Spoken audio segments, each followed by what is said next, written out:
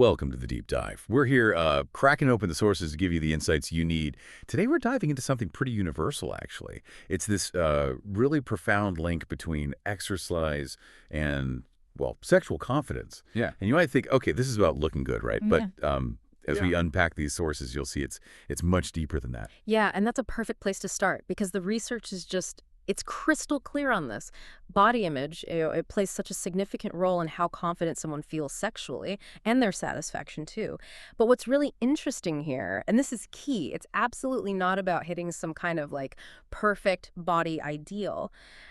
The studies consistently show exercise habits link up with feeling more attractive, feeling more desirable, sure, but it's way more complex than just how you look. Okay, so let's unpack that. When we say Yeah. sexual confidence here, what are we really talking about? Is it just feeling comfortable, like present in your own skin during intimacy? Or is it more about, not stepping outside yourself mentally and worrying, how do I look right now? Exactly. That second part, that act of sort of watching yourself from the outside instead of just being in the moment experiencing it, that actually has a name. It's called spectatoring. Mm. And if you think about it, that kind of self-consciousness, it absolutely kills sexual confidence, just takes you right out of the experience. Wow, spectatoring. That really paints a picture. Mm. So the big question then is, how do we shift? How do we go from being that observer of our own body to, like, fully inhabiting it? And where does exercise fit into making that change happen? Right. Well, think about it. When you exercise regularly, you're not just, building muscle or improving cardio. You're literally starting to rewire your relationship with your body. Instead of it being this thing you criticize or want to hide, you start feeling it as something, well, capable. Yeah. Strong. And the studies on exercise and sexual function, they totally back this up. We see positive effects from both short bursts of exercise and long-term habits for both men and women, boosting that confidence. It's not just a vague feeling. It's a measurable shift in how you relate to your physical self. That makes sense. And I think how many of us, have been there in an intimate moment and suddenly your mind's on your stomach or your arms or whatever. Anywhere but right here. It happens, right? Yeah. But that's exactly it. That's the spectatoring pulling you out. Exactly. And from a fitness point of view, the goal isn't about losing X pounds. It's about gaining something so much more valuable. People really transform when they start to trust their bodies, when they feel, powerful and grounded in their own skin. Research supports this too. Like strength training specifically seems to improve body image and related behaviors, especially for women and for men. Big reviews, meta-analyses, they show physical activity is positively linked to their body image too. It's not about looking like a bodybuilder, it's about feeling capable. Feeling capable. Yeah. That seems to be the recurring theme here. So, okay, beyond the physical stuff, we can see what's going on upstairs in our brains when we exercise. That helps build this confidence.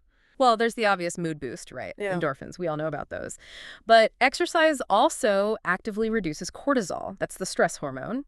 And less cortisol often means feeling less anxious, less self-conscious. And in the context of intimacy, reducing that self-consciousness can be a total game changer for feeling present and, confident. And it really does change how you see your body, doesn't it? Like you stop focusing so much on what it looks like and start appreciating what it can do. Can I run up the stairs without getting winded? Can I carry all the groceries?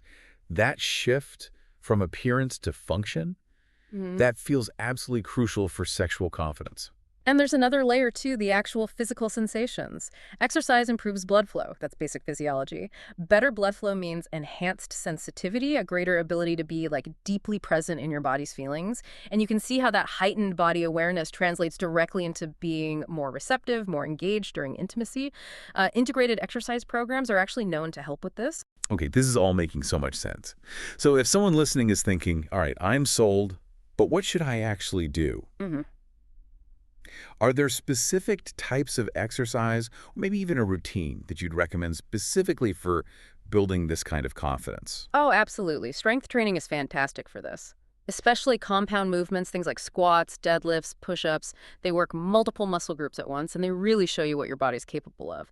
And when you feel that capability, it tends to spill over into other parts of life, including intimacy. There's actually a routine sometimes called the Confidence Foundation workout. That's great. Maybe 3 times a week, just 20, 30 minutes. The Confidence Foundation. Okay, tell us more. What's in it? So it's built around 5 key movements, really. First, squats. They help you feel grounded, powerful in your lower body. Second, push-ups. Building that upper body strength, that kind of, I can handle this feeling. Third, planks. great for core strength, which translates to feeling stable, strong from the center out. These all really connect you to your body strength. Then fourth, walking lunges. They work on balance, coordination, feeling graceful. And fifth, glute bridges. These target an area important for sexual function, yes, but also build that key posterior chain strength, all those powerful muscles down the back of your body. And the great thing is you can start all of these with just your body weight, right at home, building that confidence step by step. That sounds really accessible. I like that. Now, what about things like yoga or flexibility work? How do they fit in? What are their unique benefits here for body awareness and confidence? Oh, yoga is incredible for this. Seriously. It's not just about becoming more flexible, though that helps. It's the mind-body connection that's so powerful in yoga. You learn to breathe deeply, to be really present in sensations, to move fluidly. And that translates so directly to intimacy. Certain poses, too, like hip openers, think pigeon pose or butterfly stretch. They don't just increase flexibility. They can actually help release stored tension, maybe even emotions that might be unconsciously blocking confidence. And the breath work in yoga, crucial. Deep, conscious breathing is vital for both sexual confidence and function. Okay. And cardio, we sometimes hear mixed things. Where does that fit in this confidence picture? Cardio definitely has its place, but the mindset you bring to it is really key here. If you're pounding the pavement purely as like a punishment for eating something or trying to burn off parts of yourself you don't like, well, that's probably not going to build genuine confidence. Right. That's so spot on. But if you're, say, running because you love being outdoors, yeah, or dancing because it feels amazing, hiking for the challenge, that's totally different. It's finding movement that feels empowering, not like a chore or punishment. Research actually shows playing sports improves body image, self-efficacy, self-esteem. And something else to maybe consider is timing. A lot of people, clients I've worked with, report feeling more confident, even sensual after an evening workout. There's that post-workout glow. The endorphins are still buzzing. You feel strong. It can translate beautifully to intimacy later on. That's a really interesting point. I think I felt that too. There's definitely a window after a good workout where you just feel really connected to your body. You're warm, circulation's good, you feel accomplished. It's like a natural confidence boost. And just practically speaking, working out together as a couple, that can be incredibly bonding. Even just a walk or trying a yoga video together can really shift the energy. Definitely. Now, for anyone listening who feels maybe intimidated by exercise or is just starting out, please remember, everyone starts somewhere. That person you see doing like perfect pull-ups, they probably struggled with wall push-ups once. Progress is progress, no matter how small it feels. That's so important. And maybe from a psychological angle, it's about starting with movement that feels safe. And importantly, enjoyable. Could be dancing in your living room, gardening, walking the dog. The goal is rebuilding a positive relationship with movement itself. You can start really small, like try one wall push-up today, maybe 2 tomorrow. Confidence builds by stacking those little wins and celebrating them, every single one. And speaking of things that can get in the way, comparison is a big one, especially with social media, right? Please, don't compare your chapter 1 to someone else's chapter 20. Those images you see online, often heavily edited, perfect lighting, maybe not even realistic. Real bodies, strong, capable, beautiful. Real bodies, they don't look like that 24/7. Sexual confidence isn't about looking like an Instagram fitness model. It's about feeling good, feeling capable, feeling present in your skin. And that leads to something else, this idea of body neutrality. Yeah. For a lot of people, that's been kind of a game changer. Like, instead of the pressure to love every part of your body all the time, what if you could just be neutral about it? Appreciate what it does. Oh, I love this concept. It takes the pressure off. Maybe you're not thrilled with your thighs today, fine. But you can appreciate that they carry you around, help you lift things. It's shifting from, I hate my body, or even that intense pressure of, I must love my body, towards something like, okay, my body is capable. It deserves care. And exercise is such a powerful way to build that appreciation. When you feel your muscles working, getting stronger, it's hard to stay purely critical. It really is. Now, it's also really important we touch on this. Some people have experienced trauma or just have very complicated histories with their bodies. How should exercise be approached in those kinds of situations? Yeah, this is absolutely crucial. And the first thing is, for anyone dealing with trauma, please consider working with qualified professionals, therapists, trauma-informed trainers. Exercise can be incredibly healing, but it needs to be approached very carefully with support. Trauma-informed movement practices really focus on things like choice, control, and genuinely listening to your body's signals to rebuild that trust. It might mean starting super gently, maybe just stretching or breathing exercises, just to create some positive associations first. Healing is possible. You absolutely deserve to feel safe and confident in your body. Thank you for addressing that. It's so vital. Okay, another common barrier we hear all the time, I don't have enough time. But here's the thing, right? We're not necessarily talking about spending 2 hours in the gym every day. Even like 10 or 15 minutes of focused movement can start building that connection. Absolutely. Couldn't agree more. You can do squats while your coffee's brewing, Yeah. calf raises while you brush your teeth, wall push-ups during a TV ad break. It's about weaving movement into your life, not necessarily adding this huge extra block. Yeah. And consistency beats intensity every single time. It's far, far better to move for 10, 15 minutes most days than to do some brutal 2-hour session once a week and then nothing. Such good advice. And thinking psychologically, those small daily wins, they're building your confidence muscle just as much as your physical ones. And maybe we can touch briefly on nutrition here. It's not just about exercise in isolation. Seeing food as fuel, right? Fuel for your workouts, your energy, your life. When you shift from food as the enemy to food as nourishment, that changes things too. It really does. It's all connected. So if we tie this together, maybe a confidence building week could look something like this. Say Monday, Wednesday, Friday, you do that confidence foundation strength routine we talked about, 20, maybe 30 minutes, focusing on feeling strong in those compound moves. Nice. Okay.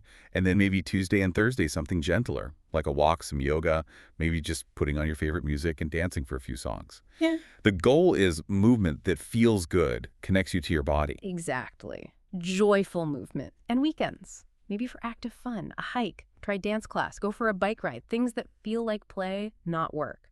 And woven through the week, that practice of body appreciation. Maybe each day, just take a second to acknowledge one thing your body did well. Thanks, legs, for getting up those stairs. Or wow, arms, you carried all those bags. It's about consciously building that friendship with your body instead of being stuck in that adversarial relationship. Okay, so you're doing the movement, you're working on the mindset. How do you measure progress? Because if you only look at the scale or wait for big physical changes, you might miss the real magic happening. I often suggest keeping a simple journal. Yeah, journaling is great for this.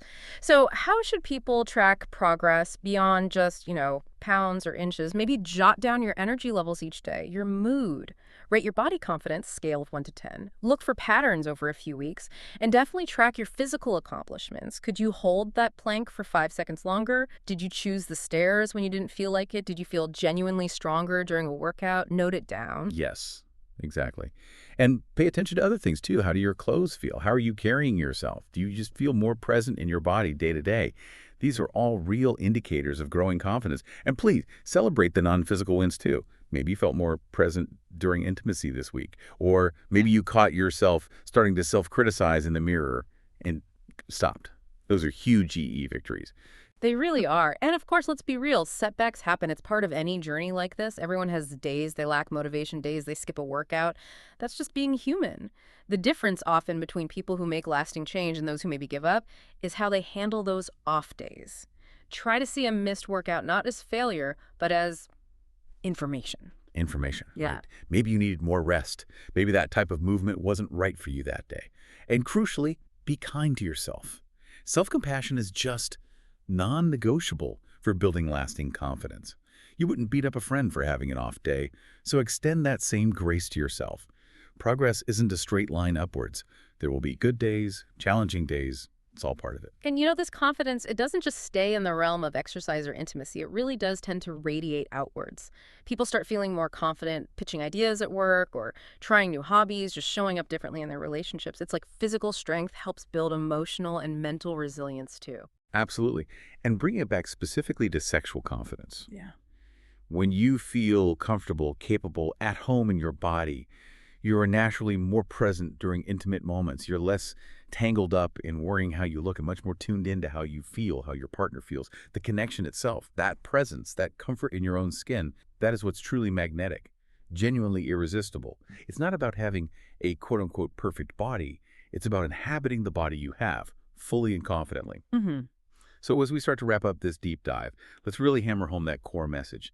Confidence is available to you right now, in the body you're in today. It's not something you have to wait for, until you reach some goal weight or size.